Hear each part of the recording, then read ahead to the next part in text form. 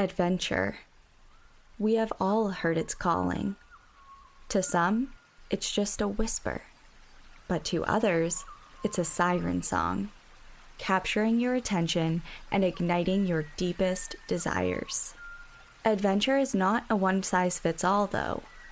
Some of us are quite content with an exploration of a nearby location, while others are drawn to far-off lands, pulled by their collars by the promise of immersion into unfamiliar cultures in distant places. It could also be said that all adventure runs some risk, and to what degree depends largely on the destination and the journey taken to get there. But adventure can turn dark. It can take a sharp and sudden turn, shedding its outer layer of fun and excitement to reveal a raw and serious survival situation.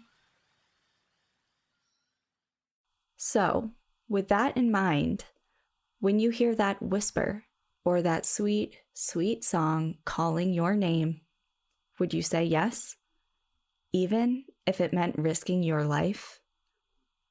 Welcome to National Park After Dark.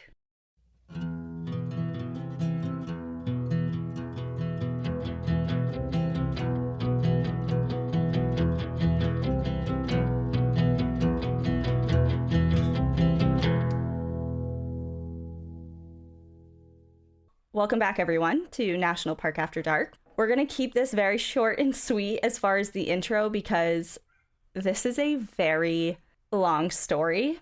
I almost thought of making this a two-parter, but the only time we ever did that was with Cassie's Night of the Grizzlies episode, and people were rioting in the streets. So people are like, how could you do this in the middle of the most important part of the episode? Exactly. So I felt a little nervous to do that because I didn't want people to burn my house down. Slightly exaggerating. We are recording this before we leave for Joshua Tree, like right before, but it's going to be released after the live moment. So we want to say now, we really think we had a great time and we want to thank everyone who came for coming.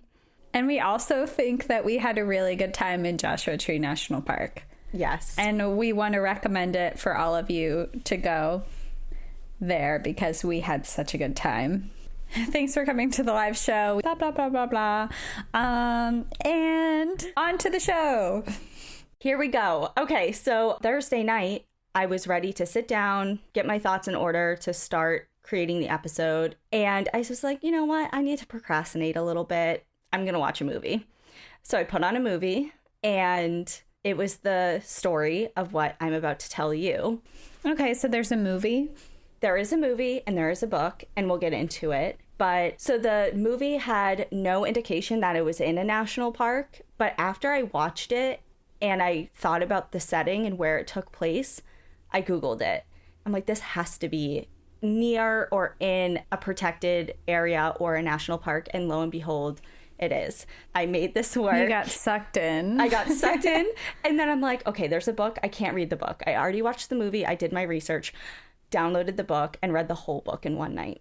Oh my God. I've been really busy. Yeah. I would say this story, whatever it is, really sucked you in. It did. Okay. So we are headed to South America, and we are headed to Bolivia, to Madidi National Park. Madidi is located in the upper Amazon River basin of Bolivia, and it serves as one of the largest protected areas in the entire country. It is also one of the most diverse ecological hotspots on the planet. Established in 1995, this park protects 19,000 square kilometers, which is just over 7,300 square miles. It ranges from the snow-capped Andes deep into the tropical jungles. Its varied and rugged terrain is full of rolling grasslands, winding rivers, steep peaks, and dense vegetation, which holds thousands of species of insects, birds, mammals, reptiles, and fish. Visitation to the park is accessible year-round, but most travelers choose to visit the tropical lowland of the park, where it's hot and humid most of the year. And it hovers between 25 and 33 degrees Celsius, which is about 77 to 91 degrees Fahrenheit. That's like perfect. 77 though, that's like... That's nice. That's real nice. That's a sweet spot right there. So Madidi holds a lot of dense rainforest, and the area receives a lot of rain. The average is about 2.5 to 4.3 feet yearly. So it's So it's recommended that visitors come in the dry season, which is over the summer months, because between December and March, the rainy season starts and is in full swing. People travel from all over the world for the chance to experience the pure wild of the Amazonian rainforest in Madidi. Activities in the park range from rafting the Tuichi River, wildlife watching, and even swimming in the rivers, which I would never do. Live a little. There may be a chance because they actually have very rare pink river dolphins. Oh. Do you remember? Okay, this is going to probably age me, and I don't know why I'm even asking you because you never have seen anything. You do this every episode. I know. But do you remember the Wild Thornberrys, that show? Yes, of course. There was an episode, and I'm pretty sure that it was taking place in the Amazon, and it was about a river dolphin that like turned into a person or like something. It was like a legend of this river dolphin that could turn into a person, and Eliza would like see it come onto shore and then go back in. Do you remember that? No, I don't remember any of the episodes. I just remember Nigel Thornberry and... Okay, all right, that's fair. But either way, there are pink river dolphins. If you want to stop to Google them, please do. Local guides bring visitors through the jungle, pointing out rare plants and elusive animals found nowhere else in the world. They also bring curious travelers to local communities where they can spend time with them and learn from them, how they gather plants for medicinal purposes, as well as how they gather food and perform local rituals. Madidi is home to 46 indigenous communities from 6 various tribes who have lived in sync with the environment for centuries. However, as time has passed, while the majority of the communities still practice ancient traditions and ways of life, many groups are making the transition to making their living through small commercial ventures linked to the growing ecotourism business. The Amazonian jungle of South America calls to many, its thick wilderness brimming with adventure and the unknown. And those were the exact things that Yossi Ginsberg was looking for. The young Israeli adventurer was anxious to break free from the traditional mold expected of his generation: school, work, get married, buy a house, have children, and in that order. That series of events left little room for exploration, and he just couldn't live with himself without trying his hand at it. So in 1981, Yossi said goodbye to his life in Israel and hello to an adventure that would change his life forever.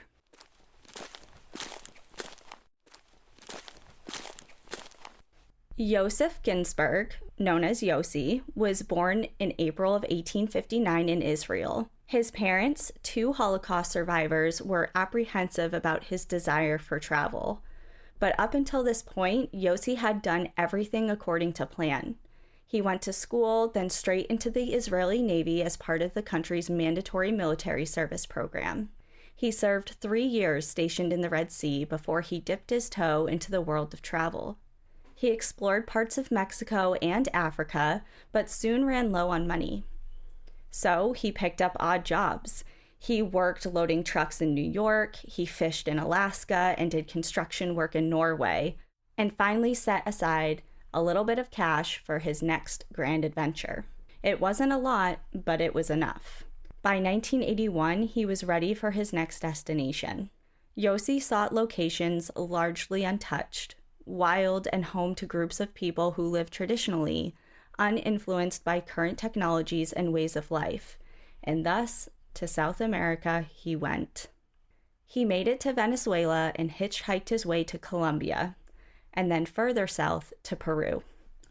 Peru is so high on my list. Cassie's like, can we go here for any holiday, like Flag Day, Martin Luther King Day, Valentine's Day, any excuse? Like, I don't care what the reason is. Like, please, please, please, can we go? So Yossi's plan was to make his way to Cuzco, where most mochileros, which are backpackers, begin their journeys to the ancient Incan capital of Machu Picchu. Machu Picchu was on Yossi's list, but first he wanted to visit the island of Tequil, a small dot in the middle of the highest navigable lake in the world, which is Lake Titicaca. Yossi caught the ferry, and there was a handful of other young foreign travelers on it, and he was ready for a beautiful journey. He sat back on the boat's wooden bench and cracked open a book. As the boat was pushing off the dock, a shout from the shore echoed across the lake. "Espera, espera, wait, wait." It was a young backpacker scurrying to the dock. Breathless, almost missing his ride, he sat down next to Yossi. After thanking the captain for waiting, he turned to Yossi and smiled. And that smile began a fast friendship between the two young travelers. His name was Marcus Stam, a teacher from Switzerland. Marcus made quick friends with Yossi, but it was clear that he had a huge heart for everybody. On that boat ride alone, he spoke Spanish with the locals, conversed with another group in German, before turning to yet another group and exchanged laughs and light conversation in French. Before the ride concluded, he even broke out his first aid kit to help bandage the boat's navigator's finger that he had injured during the journey. So he's super charismatic, gregarious, and just very warm to everyone. Before the boat ride concluded, Yossi and Marcus decided to stay together on the island. They explored the island, had dinner, and chatted in their room, where Yossi learned Marcus was traveling with a broken heart.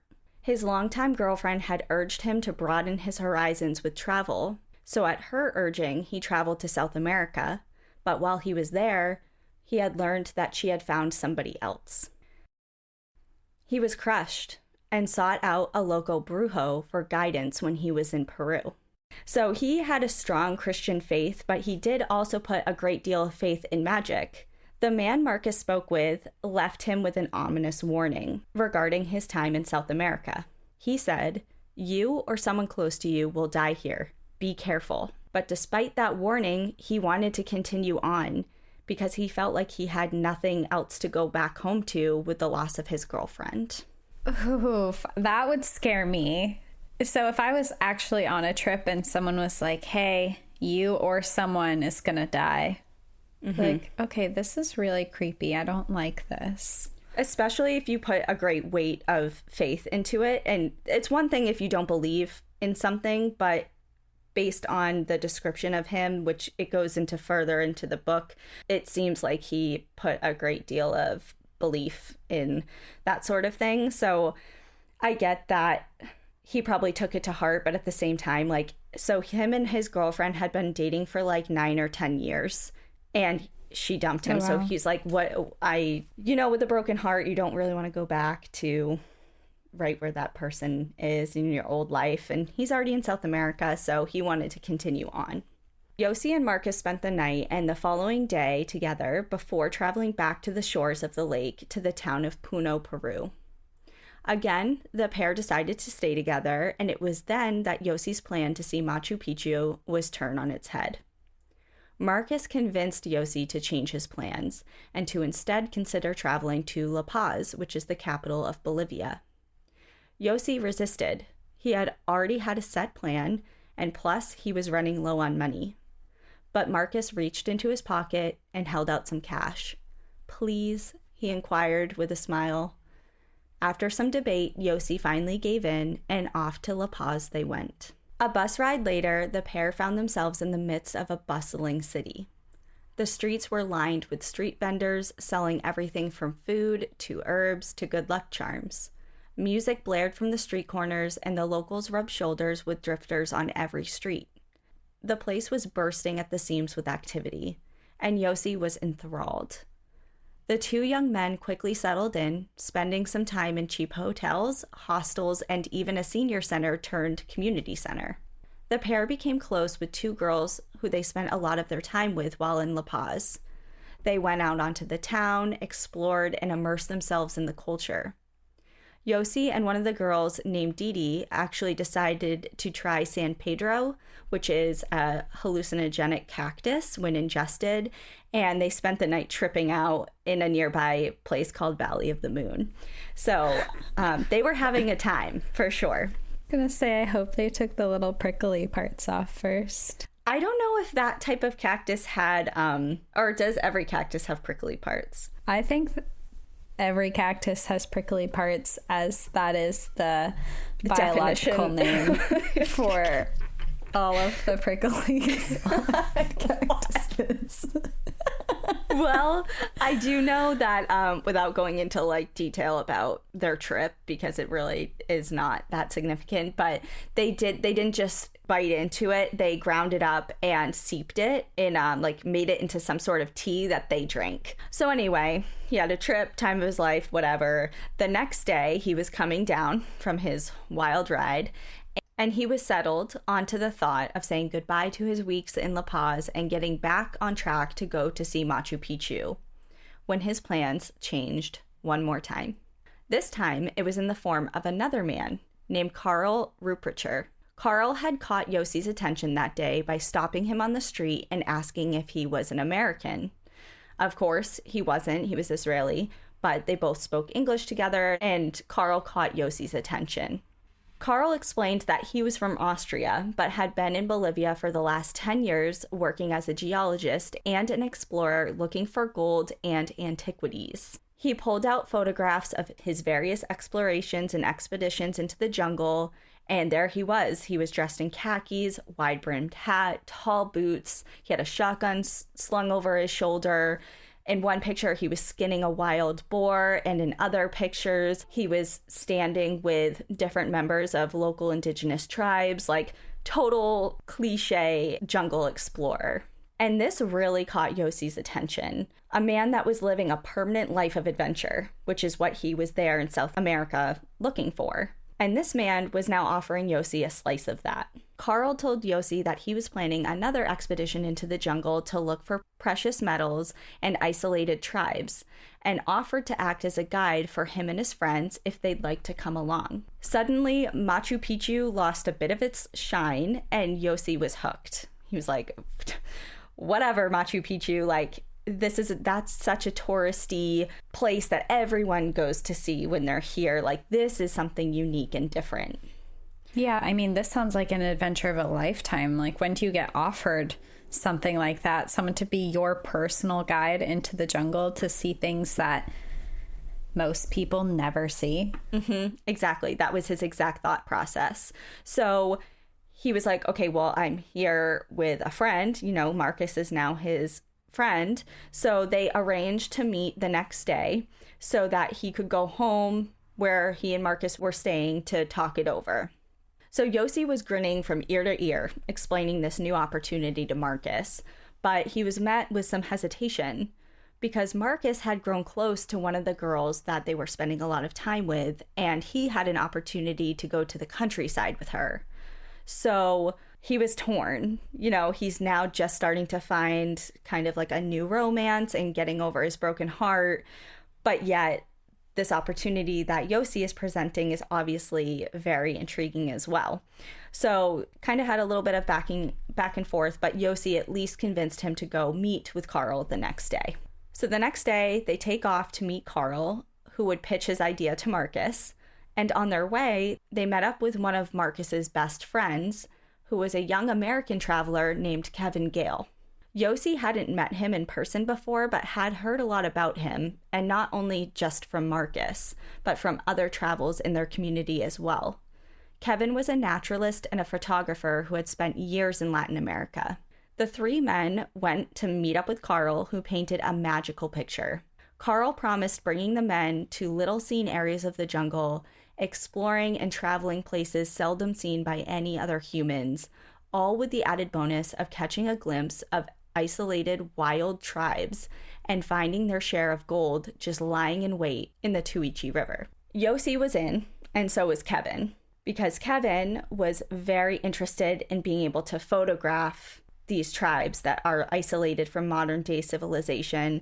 Yossi wanted adventure, so they're both in. And Kevin actually canceled his flight home. He lived in Oregon and he hadn't been home for years, and he was planning on going to visit his family for Thanksgiving, which was coming up soon. But he decided to move that trip and push that trip to Christmas in order to go on this expedition.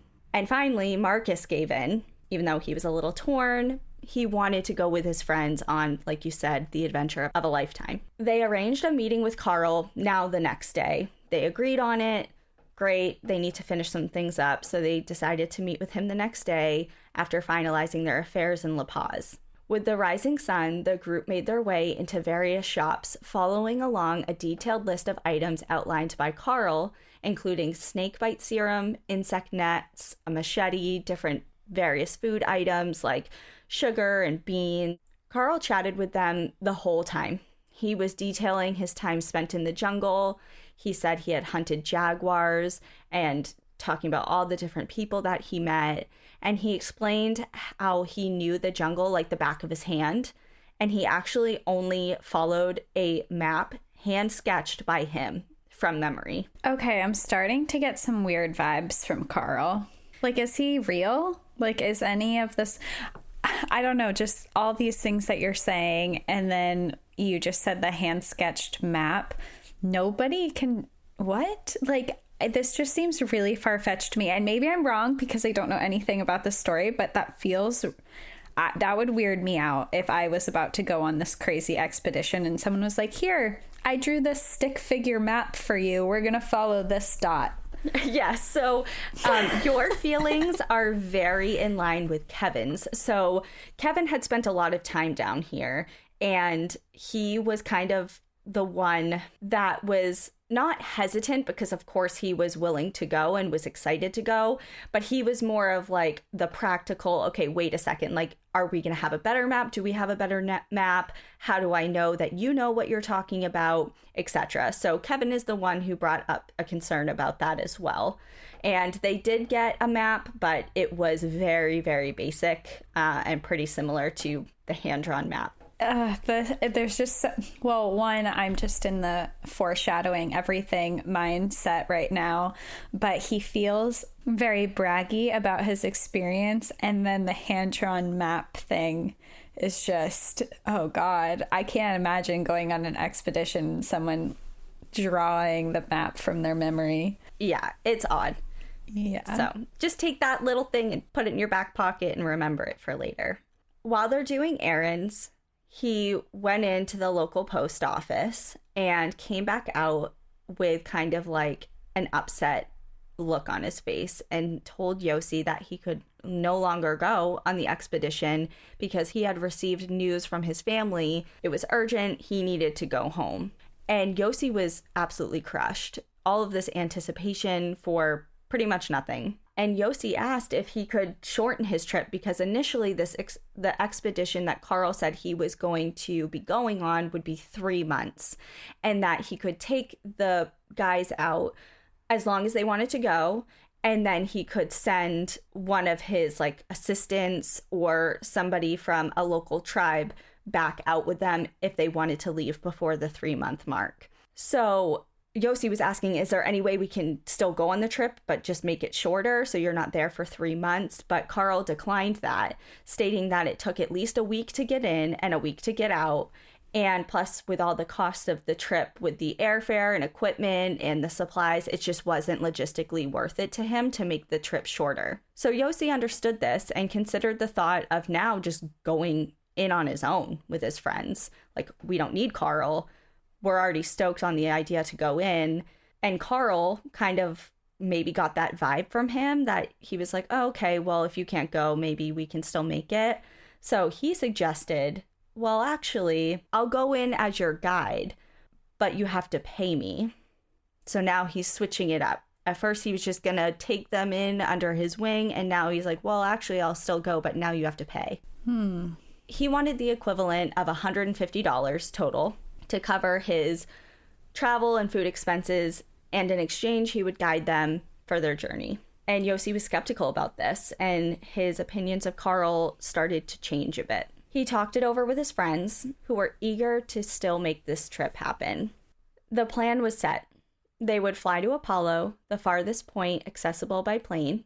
From there, they'd enter the jungle and walk 6 days through the untamed wilderness to the village of Toromonas, which had little contact with outsiders.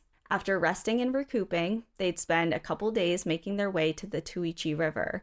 and to a gold mining camp called Curry Playa, which would at this time be vacant as it is only in use between June and October. There, they would spend time panning for gold, which Carl guaranteed that they would find. And after a week or so, they would build a raft and use it to run down the Tuichi River, about 100 miles, to the town of Ruinabach, at which point they would then fly home. So that was the plan. Okay, Carl. He's so skeptical about Carl. I'm so sus about Carl right now. There's just so many things. So in preparation, the group secured a gun, which was actually very difficult to do in La Paz, and they said their goodbyes to their friends, and Yossi left a note pinned to his belongings that he would be leaving behind at the center that he was staying in. The note said, "Property of Yossi Ginsburg will return December 15th. Surely, if something were to happen to him, his bag would be noticed and the embassy would look for him." Smart. On November 3rd, the last night before their adventure, he wrote home to his brother detailing his entire adventure he had all the way up into that point and outlining the one to come. He explained that it may be dangerous and he may even be risking his life, but it was a once-in-a-lifetime opportunity that he had to take. He told his brother of his companions and their plan for their trek and the time it would take approximately, so about 4 to 6 weeks. And he also let his brother know that if something bad were to happen to him, he would know if he didn't call home by the first week of January. So he's doing everything right at this point. I mean, as far as leaving notes physically in the place that he was staying, letting his family know what was going on, etc. The plane that they took touched down in Apollo, and Carl waved away the police officers who suggested they registered at the police station. Wait, Carl waved them down like, no thank you? Yeah, like, no. And he explained in the book that when they asked why he said that, why he did that, he explained, well, it's just red tape. You know, like, we don't have to do that. And I know my way around here. I've done this before. After spending a night there, the 4 men stepped into the jungle. After a while of walking, they came upon a ranch. They ate with the owners and noticed a small, emaciated, and matted dog begging for food. Carl then told them a story of how a dog had saved him from a jaguar during a previous expedition into the jungle. It had barked a warning of the prowling animal and had run off after it. The dog eventually got eaten by the jaguar, but it saved Carl. So, in that spirit, Carl said, "We need this dog. We're going to buy it from this rancher." So they did. They bought this dog off the rancher and brought it with them.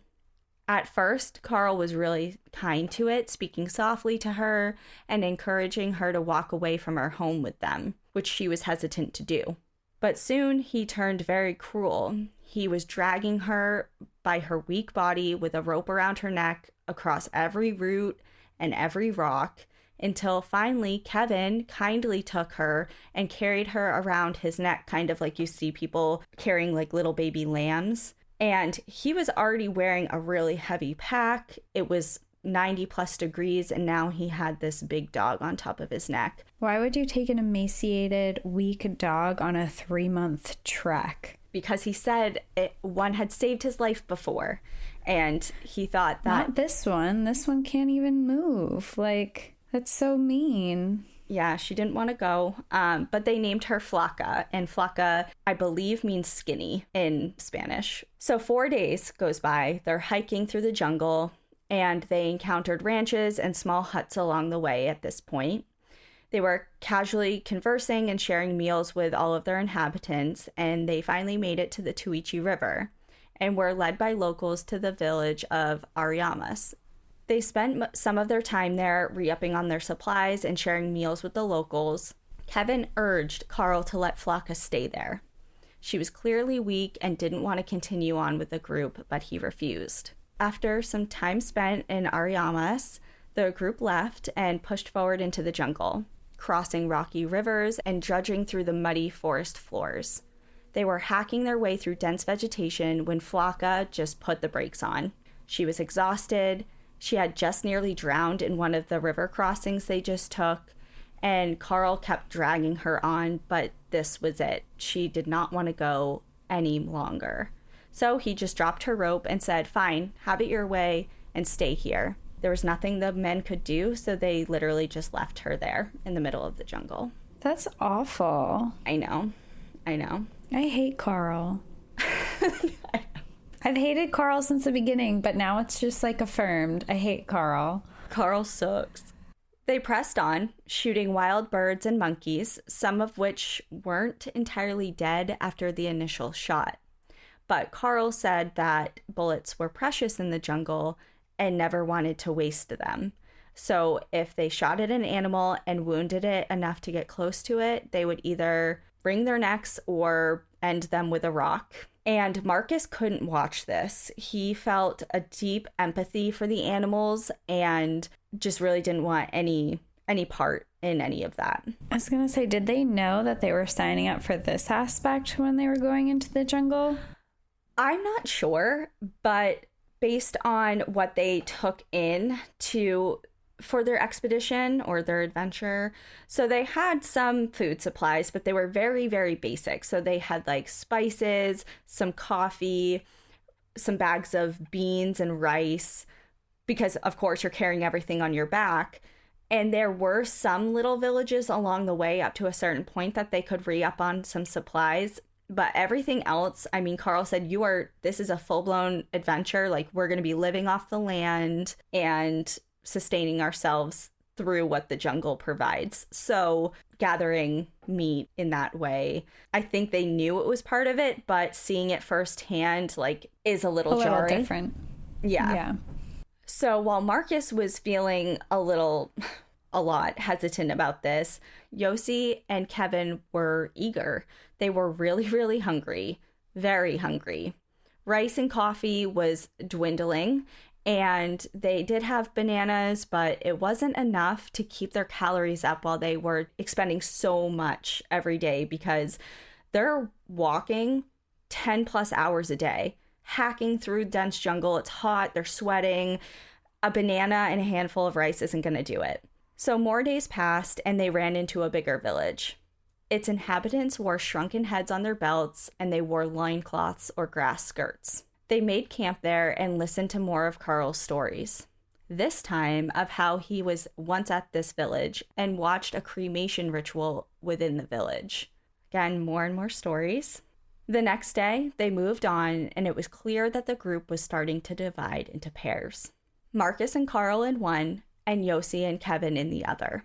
Yossi, Kevin, and Marcus were once very close, but their time in the jungle was starting to change all of that. Behind his back, Yossi and Kevin would call Marcus the Girl Scout. He was not taking well to jungle travel, was sensitive and increasingly sad, all while having difficulty adjusting to the wilderness. The two acknowledged that he was a very good friend who was pure of heart, who just wanted to make sure everyone was okay, but traveling with him was starting to create a divide in their friendship. Marcus acknowledged that too, and one day he pulled Yossi aside. And he spoke to him saying, he was concerned that this trip was changing the dynamic of their friendship, and he was sad and worried that things were no longer the same between them as they were when they left. So they went on. Marcus was growing more and more distant as the group killed slow-moving and defenseless sloths for food. They crushed the skulls of monkeys and cut down entire healthy trees for just a couple pieces of fruit. So he didn't agree with any of what they were doing and was having a really difficult time blending in with the group. Yeah, I can see how that would be really hard. He was at times refusing to eat, so now he's getting weaker as well, because he's not taking in as many calories as his companions are.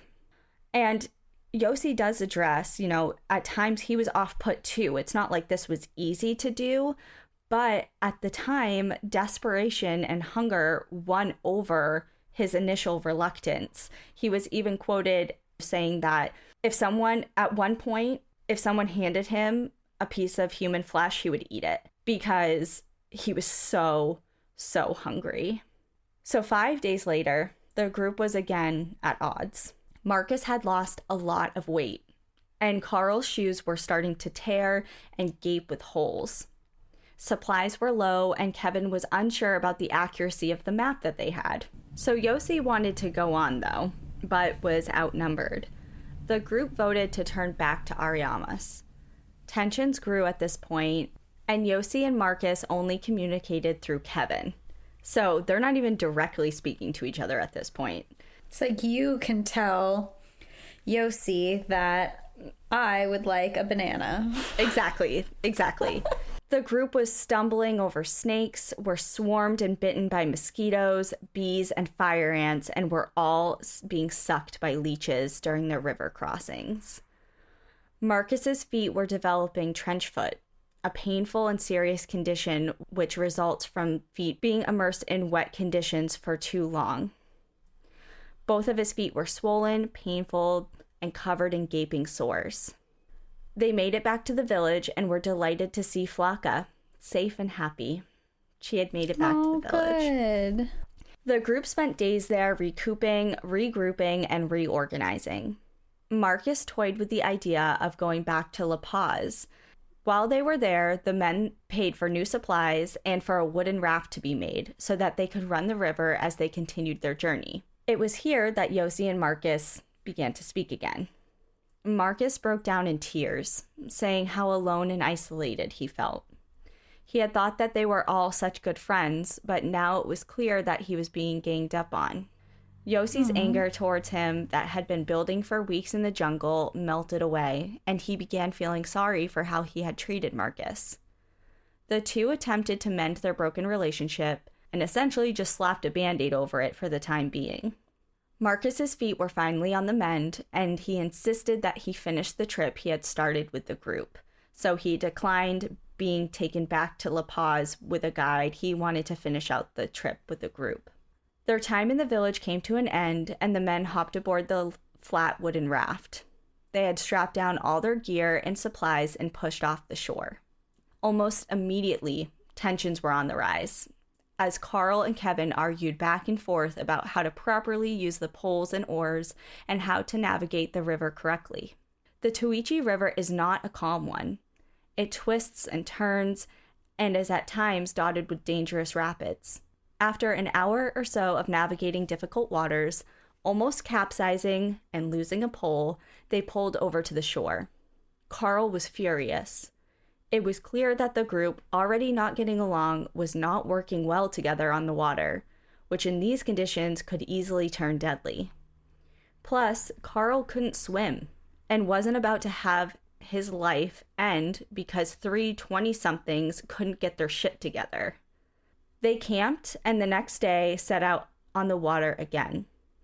It started as a calm day, but ended with jagged rocks and white water rapids and the loss of 3 more poles. They camped again on the shores of the river the next night, and Marcus made a peace offering. He handed Kevin a small piece of his wild boar, saying, "Happy Thanksgiving." They all discussed their next moves for the following day.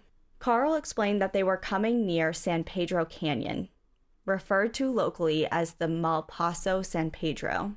It was a treacherous canyon full of jagged rocks, serious rapids and waterfalls, and nowhere to bring the raft ashore.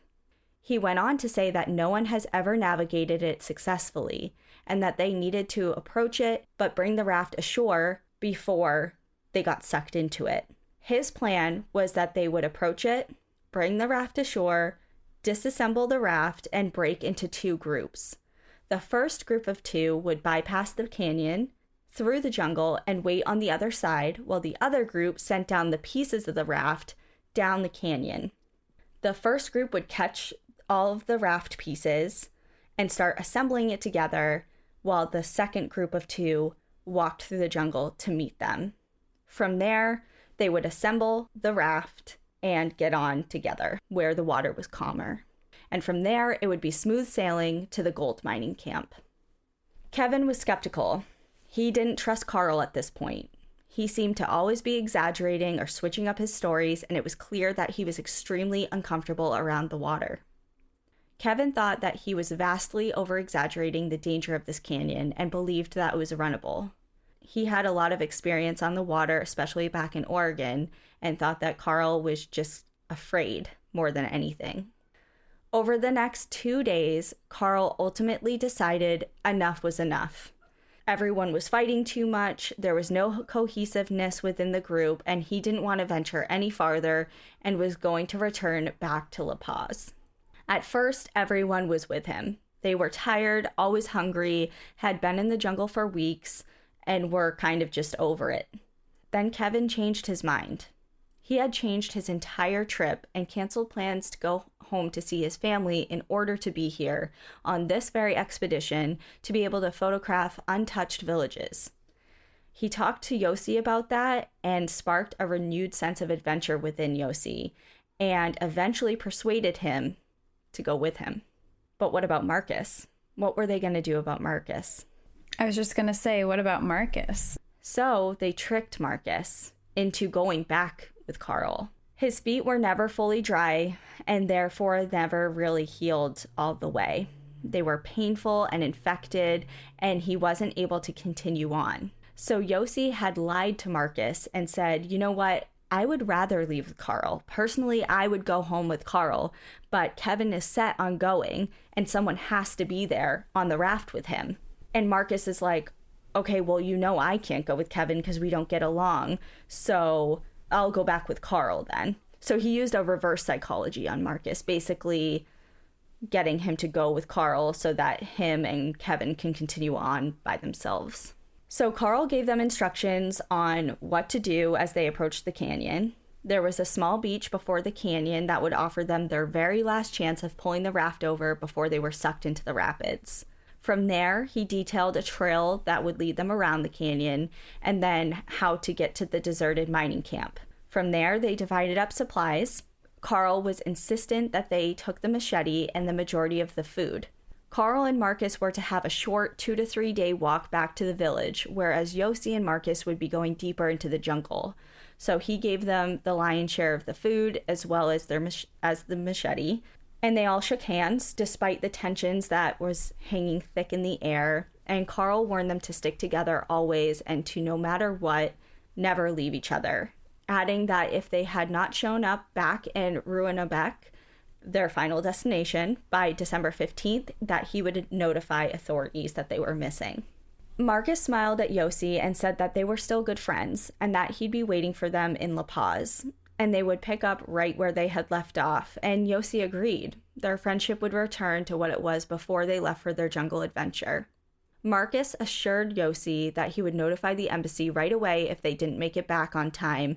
Kevin joked that they'd beat them to La Paz, because he was super confident in his river running abilities. And Carl laughed that off and told them that he was full of shit before he turned away and walked into the jungle. Marcus lingered a little longer before following Carl, throwing back one more grin over his shoulder before he too was out of sight. So now it's just Yossi and Kevin.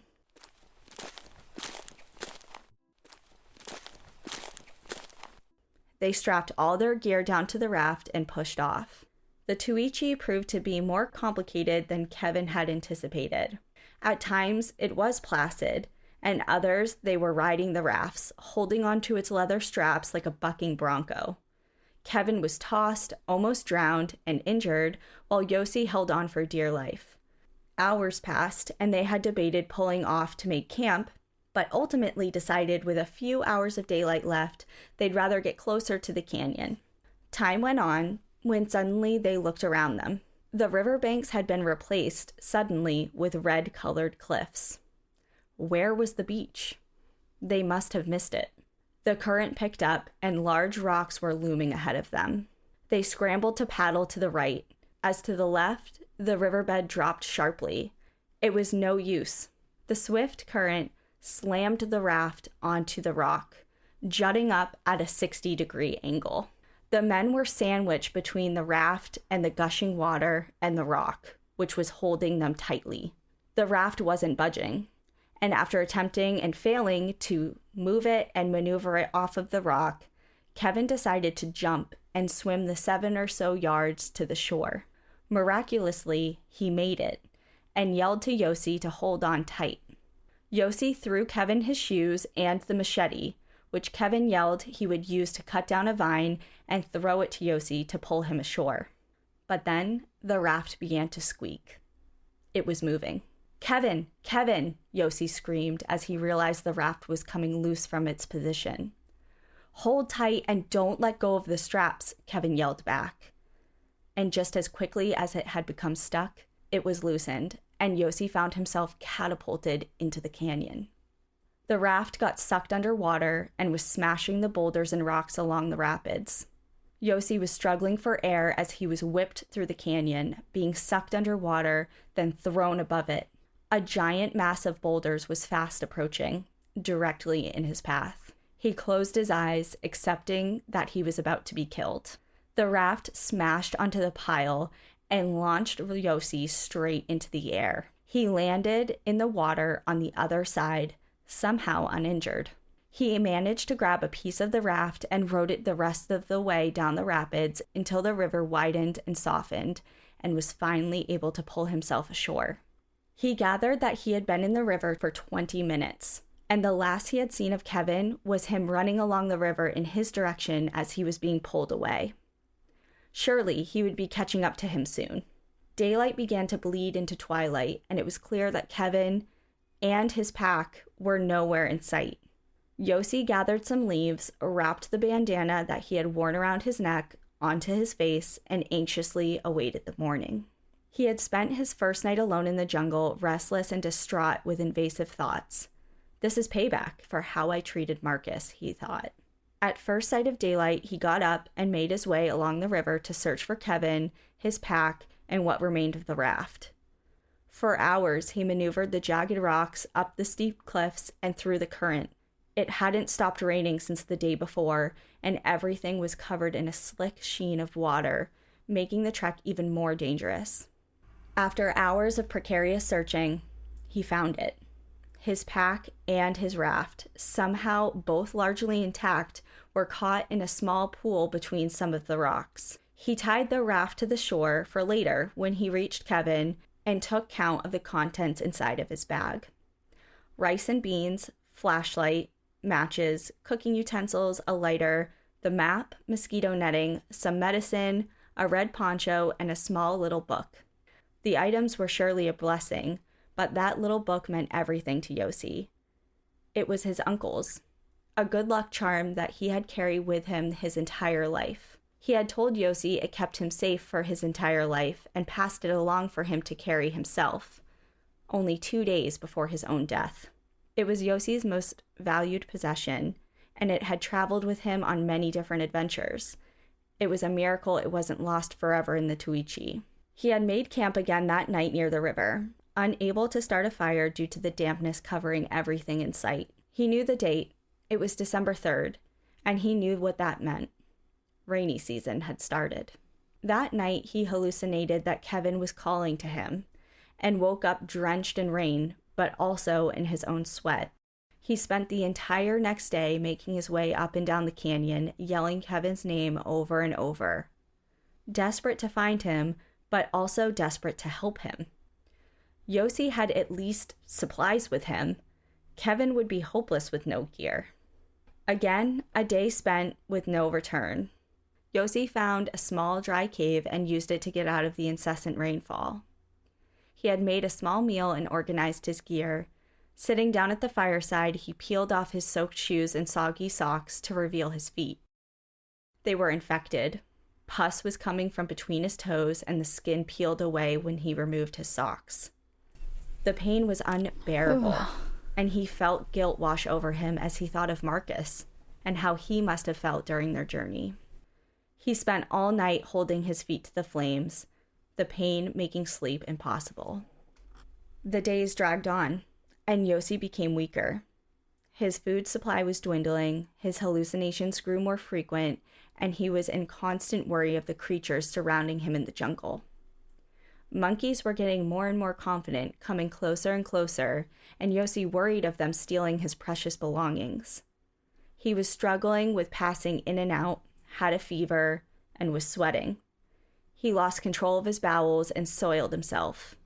By the 5th day, alone in the jungle, Yossi began to regain some strength and began to realize that linking up with Kevin here was more than unlikely, so he started to plan his journey out of the canyon. Based on the map, His destination of Curry Playa was only 6 to 7 miles away. He hoped Kevin was alive and that he would know to meet him there.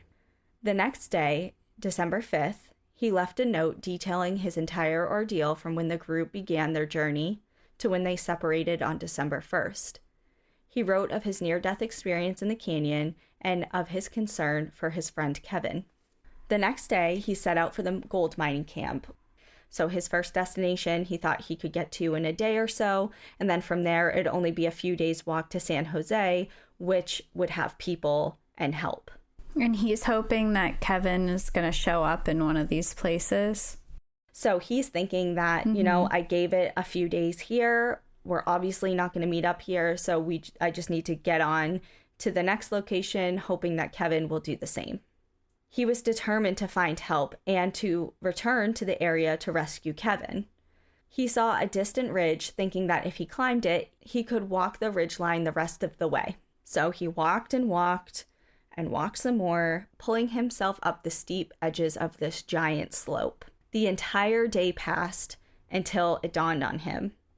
What he had thought was a continuous range was in actuality individual peaks, meaning that he had summited one that day, but now he found himself at the base of another. He had made a terrible mistake and would have to make his way back down to the river the next day. So Yossi made camp, but with everything still damp from the rain, was unable to find dry wood for a fire. With no real shelter anywhere in sight, weak, starving, and scared, he had no choice but to make a makeshift camp. He crawled into his poncho and laid his mosquito net over him, pinning it down on the corners to deter snakes from slipping inside. The jungle came alive at night. All around him he heard rustling, screeches, and howls. Go to sleep, Yossi. Rest, he thought repeatedly, but it was no use. He was petrified. He was alone, exposed to whatever may come in the jungle, with no weapons and dwindling strength. In the distance, he heard a blood-curdling scream. Something was being eaten, and he prayed he was not next. He tossed and turned for hours, drifting in and out of a light sleep when he heard crunching near him. Something was walking towards him. Or was it? No, everything's fine, he thought. It's in your imagination. Then silence. See, it's in your head. Then another movement. And this time it was closer. Rustling.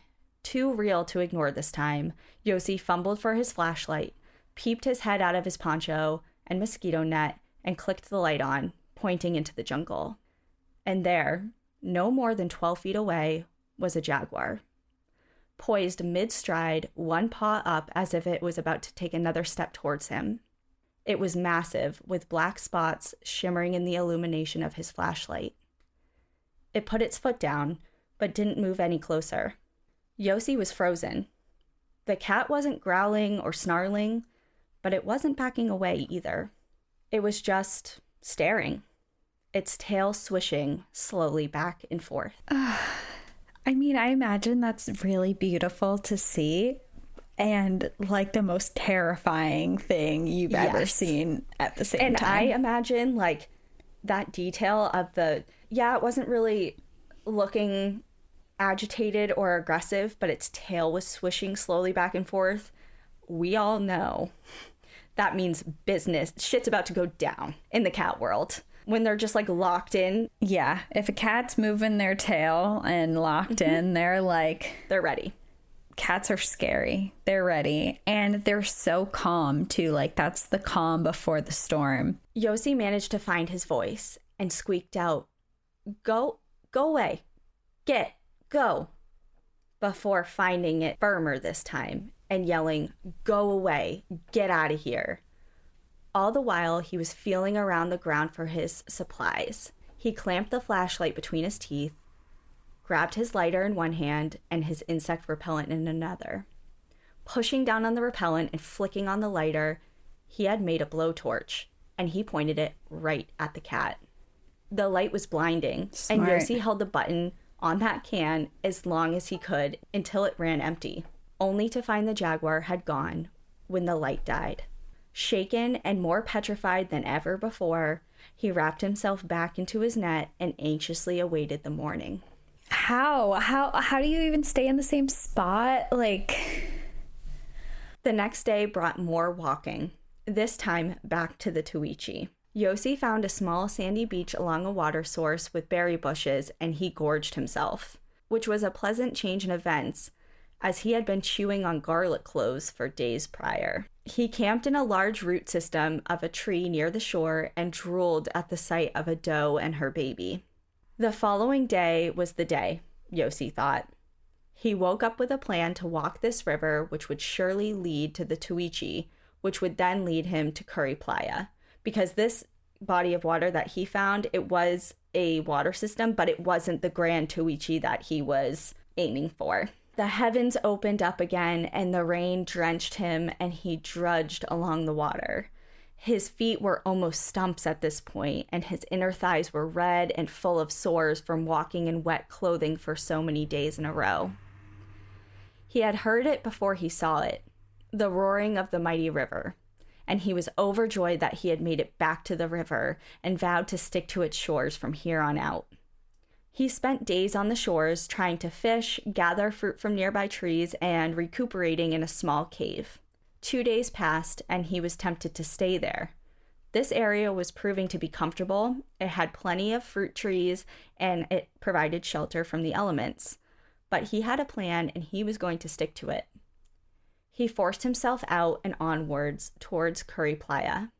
He drudged on, careful not to stray too far from the shoreline again. Plus, Carl had promised that this place existed. But reflecting back on the inconsistencies of all of Carl's stories and the exaggerations in the details, he began to question those words. But to his relief, he rounded a corner, and there it was. No people, and abandoned, but there were huts. Shelter. He spent that night stretched over a platform bed in a dry hut with a warm fire, and felt almost spoiled. In the morning, he woke up refreshed and thankful, but he was itchy. He reached down to scratch his knee, only to rip off a leech, engorged with his blood. Ugh! He shook it away and patted down his body in search of others, only to find himself absolutely covered in them. They were in his armpits, between his legs, in the back of his neck, and even between his butt cheeks. no. The rest of his day was spent gathering items for the last stretch of his journey. According to his map, San Jose was only a couple inches away, meaning a real-life walk of only 3 to 4 days. He set off the next morning with San Jose in his sights. He made his way in a good mood, surprisingly, given the circumstances. He passed by another sandy beach with scattered large logs on the shore. He arranged them in a Y, followed by 12 for the date, in case an airplane was to fly over. He was on a faint trail which led away from the river, and he followed it and lost sight and sound of the Tuichi. He ate fruit and discarded the pits along the way and meandered on the trail all day. Hours went by, and thankfully he heard the river again. Relieved that this trail was reliable and that it actually brought him back to the river once again, and he looked down and saw a shoe print. Kevin. It must be. After all, he had large feet and wore similar shoes as Yossi did, and would have been traveling the same route. Invigorated, Yossi pressed on, grinning ear to ear. Kevin was alive. He had to be. And he must be close, because the rain hadn't yet washed away his print entirely. Elation turned to despair as Yossi noticed fruit pits. His fruit pits. He's walking in circles. Yep. That shoe print was his, and he had made a giant circle. The sun was setting when he happened upon a bird nest on the ground. He broke open the eggs, anxious to gulp down the yolk, only to find small, fluffy, fully formed birds inside. Mm-hmm. Hunger and desperation does things to people, and he swallowed the chicks one by one. That night, he went to sleep again in the open jungle and said a prayer asking for God for forgiveness for eating the baby birds. The next day was followed by much of the same, walking and foraging for anything he could ingest safely. While walking, he slipped and fell, only to land directly onto a stick, which went right up his hind end and tore his rectum. What? His underwear was soaked with blood, but he had to keep moving. Oh my. How do you just keep telling the story? Oh my God. What bad luck this guy has. Like, of all the places he could land on a stick, that's where he lands. And he's covered in leeches. He just walked in a giant circle. His friend's gone. His ass is bleeding. He's starving. Now. He's just ate a baby bird. Like, I thought I had a bad day the other day. And now I'm like, oh my God. Rethink all of that because Yossi is going through it, okay? I'm sorry, Yossi. This is rough. He had to keep going, though. And so he's stumbling around and right into a hornet's nest. Oh, and it doesn't stop. Oh my God. This poor man. The insects started swarming him and started to sting his face and his body, and his eyes started swelling shut. So the days went on, and they were starting to bleed together, but he kept going. We're now to day 14, 2 weeks alone in the jungle. Relying on wild chicken eggs and fruit, he put one weary foot in front of the other. He was tattered, broken, and weak. He came across tapirs and snakes and wild chickens, but with no weapon, he was unable to gain a substantial meal. On the bank of the Tuichi one day, he came across several sets of fresh jaguar prints and at least 6 piles of fresh scat. Apathy took the place of fear at this point, and Yossi found himself unfazed.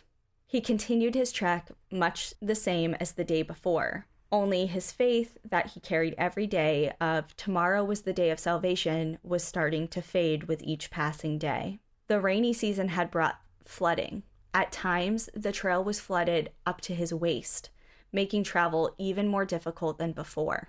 Yossi was emaciated, tired through and through, and hallucinating more than ever before. Day 17 arrived with a bout of self-despair. Yossi had been, to this point, holding on to his mental strength while his physical strength was dissipating. And then he heard it. A plane. He saw a small white aircraft and desperately waved his red poncho, shouting with all his might, "Here, I'm here." Frantically signaling the plane, he remembered the logs that he had shaped, and he had a renewed sense of faith. They must have seen that. The dense jungle concealed his attempts, and the plane flew right by. Crushed, Yossi began to pray again. This was not new for him, especially on this journey, but what he prayed for this time was new. He prayed for death. And then a woman appeared. She was so real to Yossi. She was talking to him, as desperate as he was for rescue, and scared. Yossi reassured her and helped calm her down. "They'll be back tomorrow," he soothed her. She responded meekly, and Yossi continued with reassuring her, explaining that they needed to just make sure that the plane saw them the next time. Yossi spent the rest of the day walking, at times crawling through the jungle back to the beach, all the while speaking to his new companion. "Yes, just a little while longer. You can do this, love. Here, let me help you. I know it hurts. I know it's hard, but we have to keep going. We're just so close." He outstretched his hand to help her, noticing his white, shriveled hands and arms beginning to rot from being consistently wet. A family of monkeys started howling from the trees and started throwing half-eaten dates at his head, which he happily gobbled down. He pushed on through the day and night with his new friend, and the next day, while walking, the earth began to swallow him. It was quicksand. He was trapped in the mud, and it was sucking him in. This was it. This is how it ended for Yossi Ginsburg, he conceded. It would be a slow and agonizing death until he realized that he had pills in his bag. He reached in and grabbed the bottles. One was labeled Speed, and the other was not labeled at all. He poured out the pills in his hand, about 50 of them in total, ready to take death into his own hands. This is selfish, he thought. It's egotistical, and it can't end this way. Discarding that plan, he struggled for over an hour to free himself and squirm a mere 6 feet to solid ground. It took everything that he had, but he made it. That night, he suddenly realized, while making a bed for 2, that he was alone. There was no girl. There never was. He was in pain, so much so he could barely reach down to unbutton his pants to relieve himself. So instead, he let the warmth of his urine soak his entire body. God, I just feel so bad for him. He's hallucinating. He's stuck in the sand. Yossi, this is probably like the most I've felt bad for someone in a survival story so far. Mm-hmm. He's had it really, really rough. He was awoken by pain. Ants. Somehow they had made their way to his skin. Despite being fully clothed, wrapped in his poncho and bug nets, they had found him. Fire ants? No. These ants were different than fire ants. He had experienced those before. These were much larger and had huge pinchers that sliced at his skin. He was absolutely swarmed with them, and they held on tight with a vice grip as he ripped their bodies off of him. This went on all night, and the morning light revealed his entire body, net, and belongings were swarming with insects, and not just ants, but termites. Thousands and thousands of them had overtaken his place of rest and were gnawing their way through his clothing and gear. It was his urine. It had attracted them. So now he has insect bites. He has holes in his gear. He's on death's doorstep. He's covered in pee. He's emaciated, hallucinating. It's bad. He moved forward and forward, mostly on his bloodied knees and elbows, unable to walk for long. He made it to the river and a dilapidated hut. He recognized this place. He was back to Kari Playa. Once again, he had made a giant circle, and he wasn't on his way to San Jose as he had thought. He sat down and did something he had put off for days.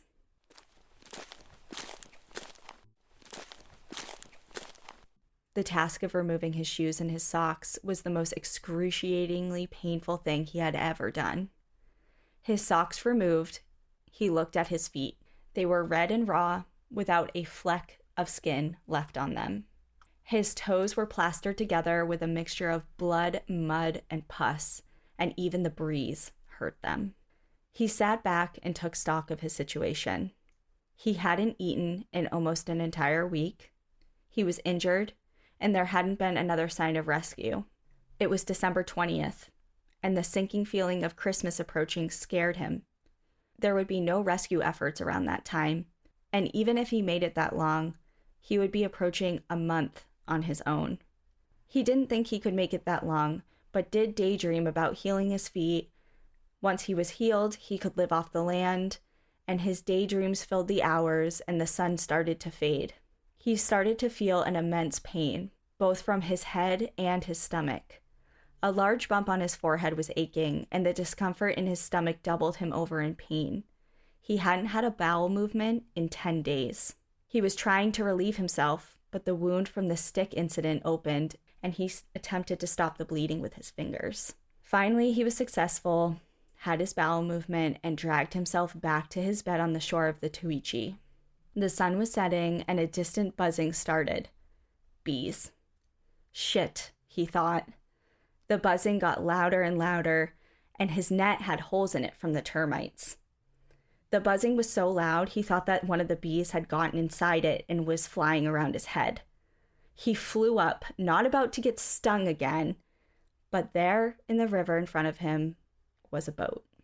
4 men were making their way out of the canoe and onto the shore. "Hello," Yossi mouthed, but words didn't come out. A tall, curly-haired man called out to him. "Don't move, Yossi. Stay where you are. I'm coming." It was Kevin. Kevin's alive. Kevin's alive. Kevin ran over to Yossi and threw his arms around him, and for the first time, Yossi cried. This wasn't a dream. It wasn't a hallucination. He had been saved. The canoe trip back to the village would take a day or two, and on their journey, Kevin filled in Yossi on what happened to him, and Yossi listened with eager ears while he devoured bananas and venison. So now we're going to switch to Kevin real quick. I was just going to ask, so what happened to Kevin? How did he survive?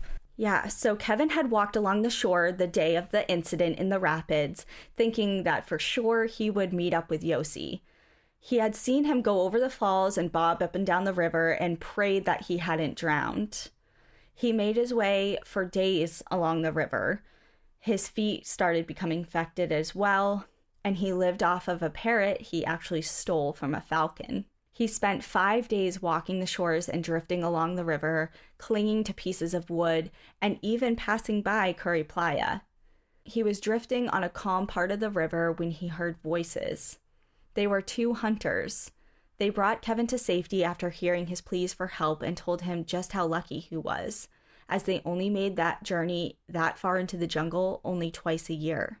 He was taken to San Jose where his injuries were treated and he regained his strength. On the 9th day, he was taken to Ruenebeck, the village the group had set as their final destination.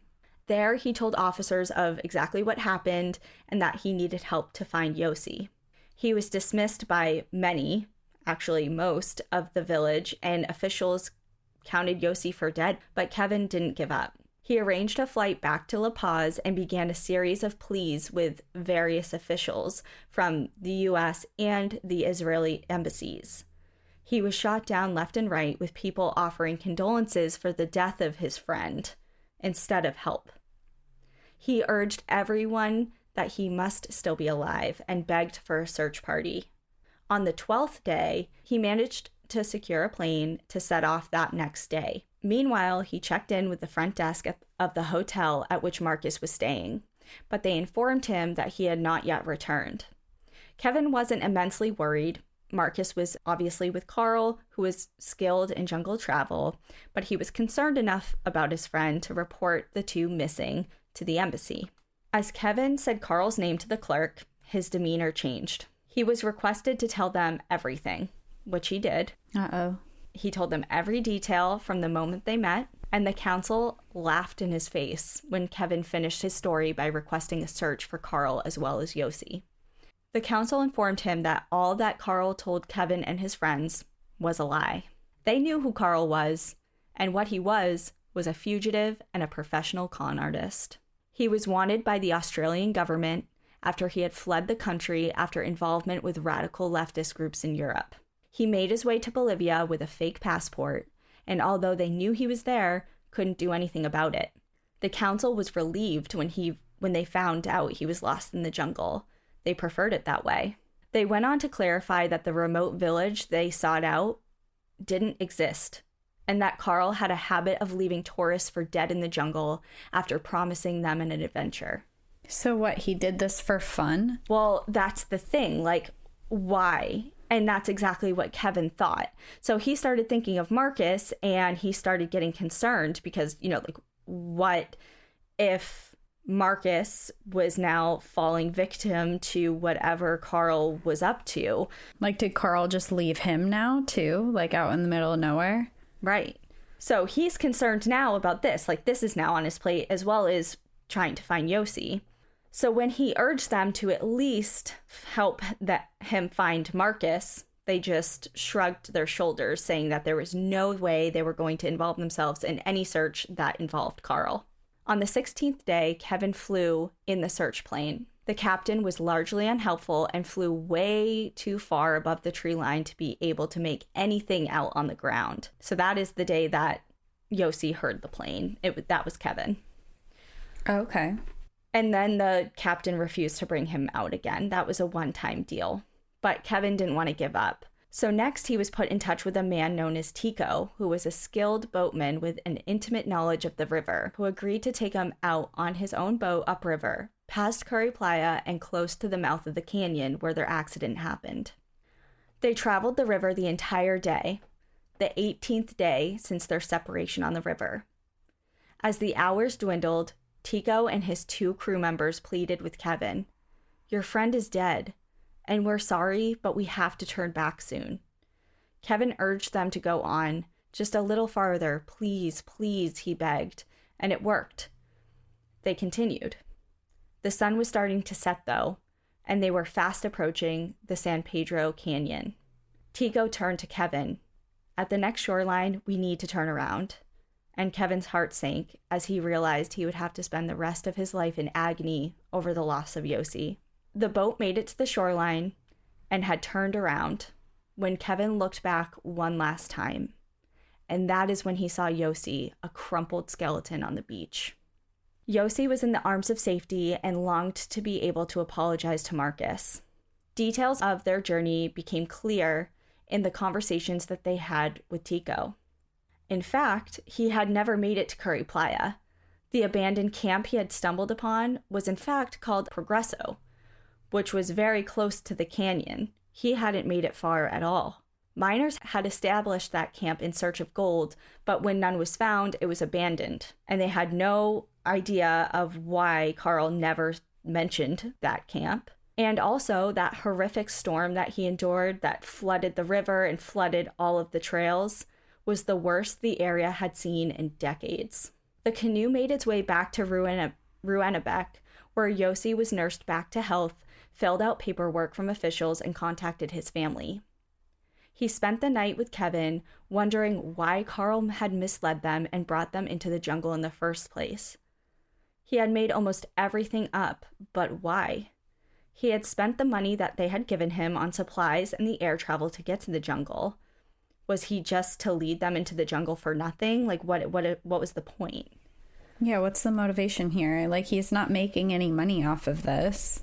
Exactly. The next day, locals swarmed Yossi with kind words, small gifts, and souvenirs. He was happy and recovering, although the lump on his head ached. Tico was the one to tell Yossi, "That's a boro, a result of a mosquito whose sting implants an egg into the skin. The egg hatches into a worm inside you." The boil on his head was moving. He squeezed it, and sure enough, a large, plump worm came writhing out into his palm. Disgusting, and the first, but not the last. Over the weeks, a dozen more were removed from Yossi's body. God. Yossi is going through it. It's just worms coming out of your forehead. I could throw up right now. That's it. That's what'll do it for you. Like grabbing your forehead. I feel like this entire episode is just me going, oh, ew, oh God. It's coming to an end, I swear. Okay. Where am I? Here we go. So days were spent recuperating, and that ended on Christmas Eve when Kevin and Yossi flew back to La Paz. They headed straight to the Rosario Hotel, anxious to see Marcus and to hug him, apologize for their behavior, and to start fresh. And for Carl, they really wished to confront him and basically just call him out on his shit. By now, they were sure that they had come back, but they hadn't. They hadn't shown back up to the hotel. Yossi made it back to the center he was staying at before his trek to find a long letter from his brother. His brother had explained how worried he and his parents had been and how elated that they had been when they heard of his safe return and how joyous they were to see him again. Kevin, at this point, was arranging a second search party to find Marcus and Carl, and Yossi considered actually going with him, but was immediately shot down. Everyone kind of just jumped down his throat and said, "No way, you need to prioritize getting better, see your family, recover from your own ordeal." So as Kevin went back into the jungle, Yossi was leaving it and his experience behind, for now. Kevin's a dedicated friend. Yes, he is. Kevin is the friend to have. Yeah, he's the kind of friend you want in your corner. Would you do this for me? I would. I really would. I would swallow my fears of jungle travel, and I would. Aww. So Kevin and the men who accompanied him on the rescue mission never did find anything of Marcus and Carl. No trace or any sign. No clothing, no campfire, no waste or footprints. For days and days they searched, but it seemed like the men had just disappeared forever. In the months that came, Yossi regained his strength and visited Marcus's family in Oregon, then went on to visit Marcus's family in Switzerland, where they requested every detail of their son's final journey. They held each other and cried, but Marcus's mother refused to believe that her son was dead, and even financed another search a year later, with no results. Marcus's brother believed that Carl engineered a rift between the two groups on purpose. He thought it was the con artist's plans all along to split up the group, and once he had done that, he had abandoned Marcus and went alone to form a new identity somewhere else. Kevin had somehow found the time to meet and fall in love with a girl in Bolivia after Yossi's rescue.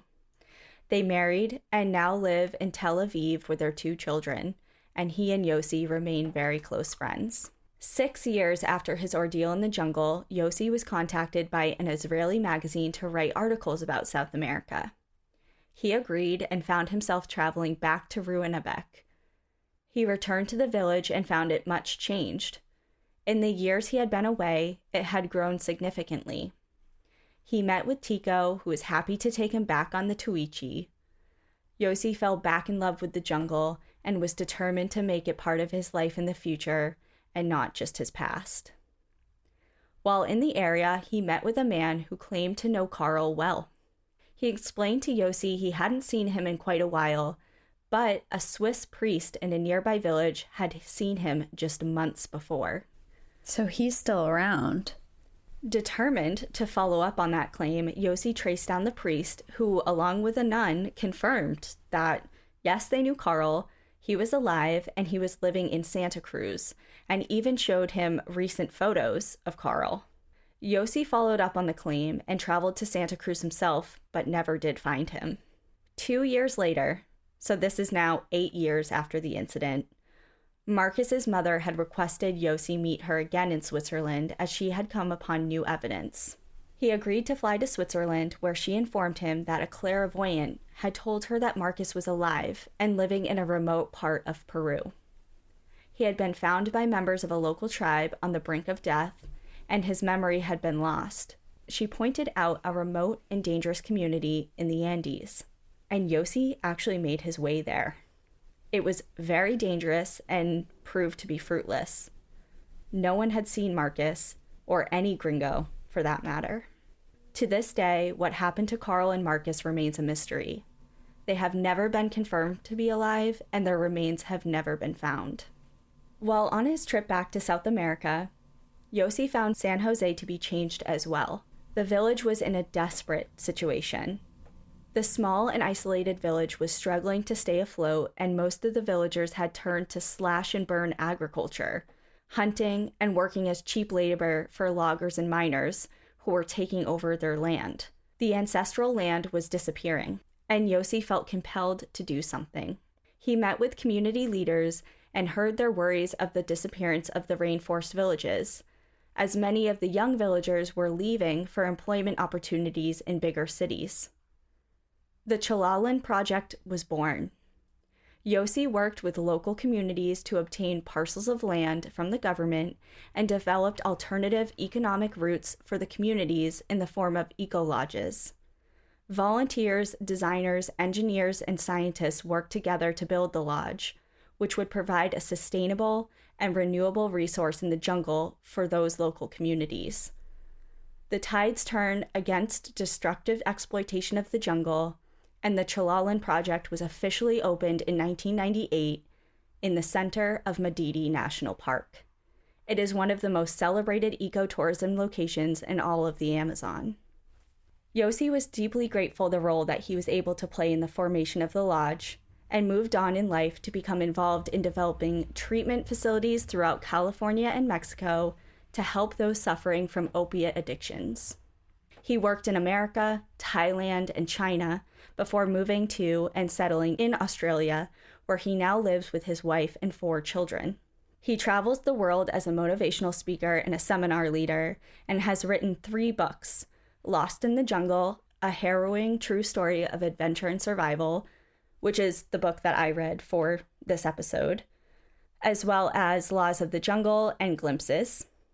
His harrowing experience in the jungle was also turned into a movie, the one I watched on Thanksgiving Eve. It was released in 2017, and it stars Daniel Radcliffe, and it's called Jungle, and I found that on Amazon Prime. Reflecting on his first journey into the jungle and how it changed him, Yossi says, "I became a very simple person. The simple things are the most precious to me. I don't ascribe much significance to the things I have now. That feeling of touching death has never left me. And that is the intense whirlwind roller coaster story of Yossi Ginsburg and Kevin Gale and the disappearance of Marcus Stam and Carl Ruprechter. I can't believe they never found Marcus. That hurts my heart. Just, he was my favorite when you were describing him at the beginning. He was my favorite person that you were talking about, just because I felt like I related to him the most, because he was just like sensitive and when you watch the movie, and even honestly in the book, I mean, Yossi does a really, because Yossi obviously wrote the book, and both things, the book and the movie, do a really good job of just painting him as a really kind and warm person. And it was really difficult to know in the end that he never was found. And actually in the book is dedicated to Marcus, and so the movie says for Marcus. So, and I mean, the book goes obviously way into more detail about a lot of things, but also at the end, when he said that he went to the Andes, to this remote and dangerous village, based on something a clairvoyant said that they had a vision of. Like, this was years and years and years later. Obviously, there's no real proof that he was here, and the location was super dangerous. It's really difficult to get to, but he did it. I was gonna ask, how did she get that information? She went to like a psychic medium, essentially. Oh, I guess I missed that part, because I was in my brain, I was thinking like someone saw him there, and that was where it stemmed from. That's kind of a shitty, I mean, I guess if you believe psychics, and not that I am totally disregarding them or anything, but with absolutely no evidence, and then to send someone back out into such a dangerous area where he already almost died.